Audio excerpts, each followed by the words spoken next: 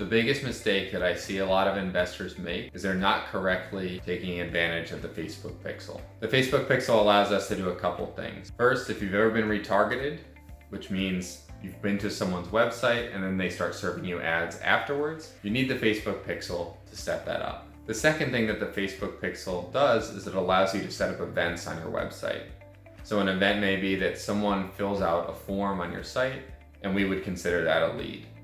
The Facebook Pixel will then pass that information back to Facebook and let them know that you got a lead from that specific ad campaign. And that's how Facebook is able to figure out what your cost per lead on a specific campaign is. They'll take what you've spent on ads and how many leads you've gotten to your site and calculate that number for you. So it's super important to set that up so that you can optimize your campaign. The other reason the Facebook Pixel is important is that we can create custom audiences based off that pixel. So I'm going to dive into all this and how to set these up in the video, but you may be wondering, why would I want to set up custom audiences based on people who've already given me their contact information? Because I've already accomplished the goal, right? I've already got the lead in my system. And there's two things that's going to help you accomplish. First, you're going to be able to take those people who already submitted their contact info and stop serving them ads that are trying to get them to give you their contact info. You already have it, so you don't need to waste money on marketing to people trying to get them to fill out the form that they've already filled out. The second part is that you can take that same audience, people who filled out your form, and you can start serving them other content on Facebook. Because let's face it, not everyone is willing or ready to sell their house right away. Not only should your acquisitions team be following up with those people, but you want to stay in front of them on Facebook so 3, 4, 5, 6 months down the line, when they go to sell, you're top of mind. Another thing that this helps with is it can help build trust. So they may have filled out the form on your website, but when you show up to their property, they don't really know anything about you or your company, and you're just another investor walking in the door.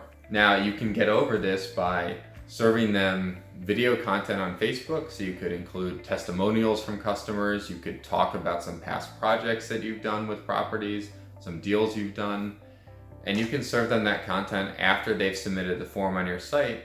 So by the time you actually go and meet the seller, they already kind of know about your business, and you've really given yourself a leg up compared to other investors. So I'm going to dive in exactly how I set this up. And this is a work in progress, so I'll keep you guys posted what seems to work and what doesn't. So this is my website where I've already installed the Facebook Pixel, and I have the Facebook Pixel Helper Chrome extension, so you can see that it verifies that my Pixel is installed correctly.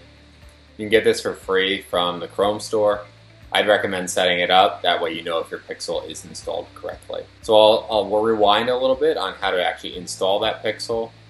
You can see I've already set up my Pixel here, but you could create one if it's not already there.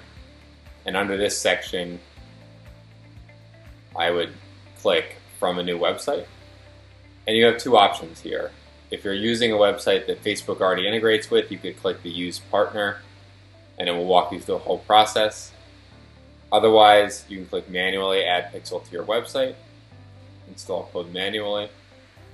And this is pretty straightforward. You copy this code right here, and you paste it into your website in the header tag. So it explains right here, that's before the head tag ends. And then you'll continue through this process. I leave Enable Advanced Matching on, and then we can set up the event codes, which I'll show you now. So you can see that I've already set up a bunch of event codes. So when someone views the page, a lead, which in my case is when someone submits their address, submit application, which I have a separate step for their contact info now. So a lead is when they submit the address. Submit application is when they submit their contact information. Contact is if someone clicks the click to call on my website. So if they click any of these phone numbers throughout the page at the top or the bottom, that'll register as a contact. And now if you wanted to add these yourself, you would go in here, and I like using the Facebook Event Setup tool because it's super easy. So you click here, open the Event Setup tool. I'll put in my website.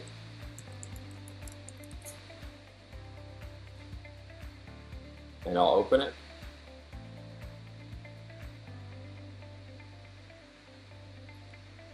And you can see the event setup tool is right here. So it's actually going to load, you'll see in a second, the events that I've already set up on this page.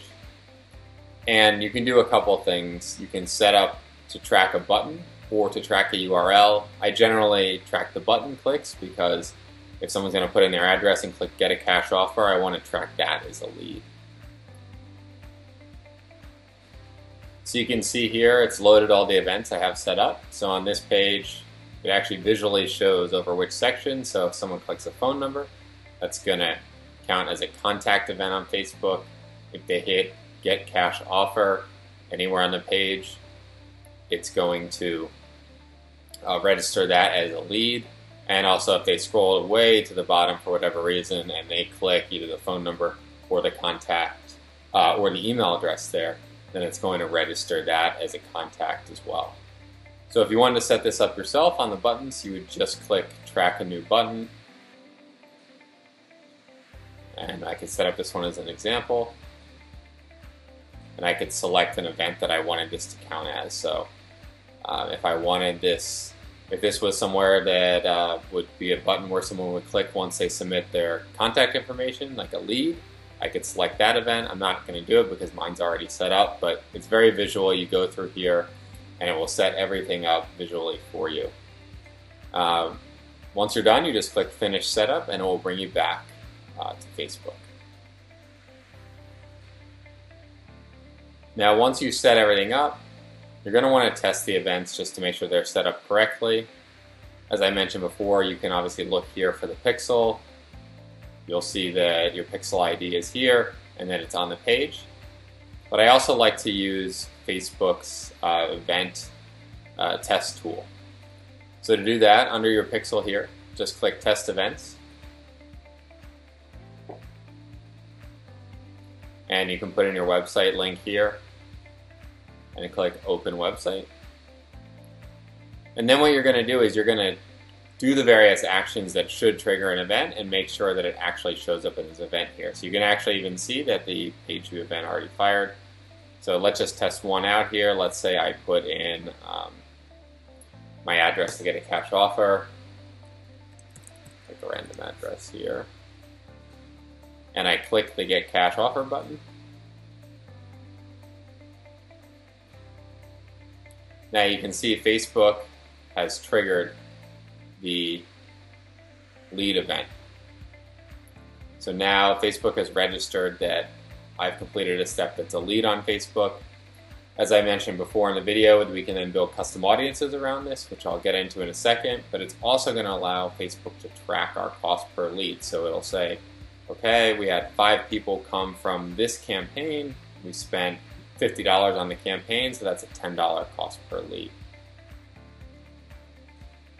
So now we're going to jump over to how I chose to set up some of those audiences that I mentioned so that I can exclude people from ads or target them in ads based on which events fired. So that's in the audience section of Facebook. You can just go up here and click audiences to get to this page. You'll see I have a ton of different audiences set up here. I'm going to dive into these more in a later video of all the audiences that I'm experimenting with. But for now, why don't we create what will be a sample audience of someone who went to our website and submitted their address to get a cash offer. So you go in here, click Custom Audience.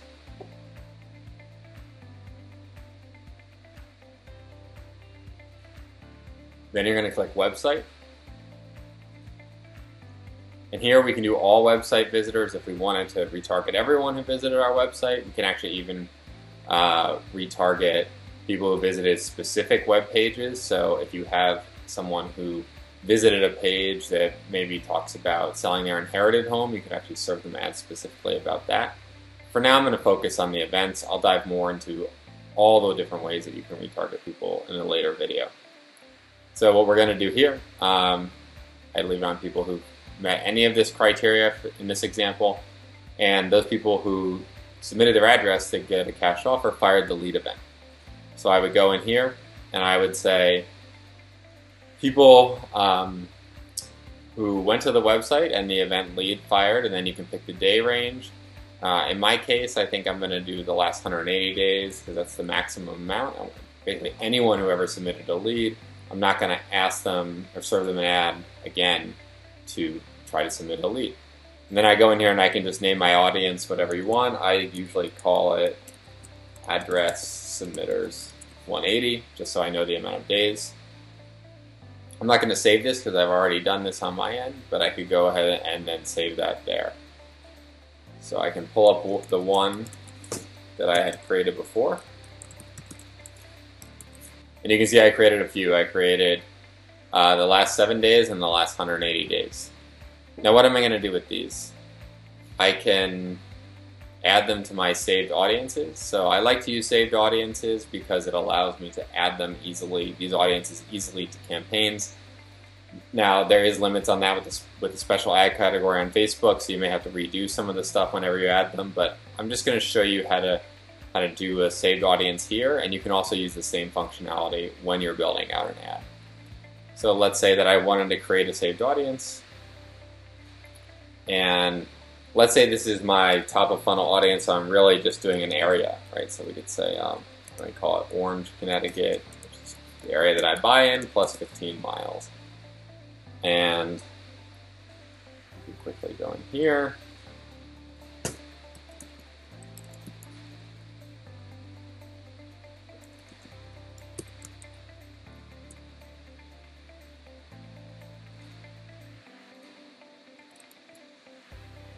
There we go, Orange, Connecticut, and then we'll just have it. Now, since this is the top of funnel ad that we're making, I don't want to show this ad to people who've already given us their contact information. So how do we do that? So we can go in here, we just hit the exclude button, and we can exclude people who are in at least one of the following custom audiences. So the audience that I just created, I think we called that address submitters 180, and you can click that right here. So I can exclude anyone from seeing this ad, so I don't waste money advertising to them, who's already submitted their address on our website. So we can certainly save money on ads there is one benefit of this. Now another audience I can go and create is I could create an audience of, or I could use even that custom audience in a campaign of people who took that specific action. So I'll create an example here. So maybe I want to serve a different ad to anyone who submitted their address. So I can call this address submitted, and then maybe you could put 180 for 180 days. Now, why we talked a little before about why you may want to do this, right? You may want to try to build trust with that customer before you actually meet them in person. So we could go in here, we can, instead of excluding the custom audiences, we're just going to include it, and we could say, okay, anyone who submitted their address, the address submitters 180 custom audience we made, and again, you can add this directly in the campaign. I'm just using it here as an easy example. Show anyone this ad who submitted their address in the last 180 days, and you could actually combine multiple of these, because you may be using lead forms on Facebook. So you could say, okay, well, also show it to people who submitted a lead form, and you could go and build this saved audience out, or this audience in your campaign out, so that you're always A, not wasting money, and B, you're serving the right ads to the right people based on specific actions. So super powerful tool that you can use. We'll dive a lot more onto a later video, again, into all of these audiences that I've created here. I've got probably 20 different audiences that I've created based on all different retargeting metrics, but that's for a later video.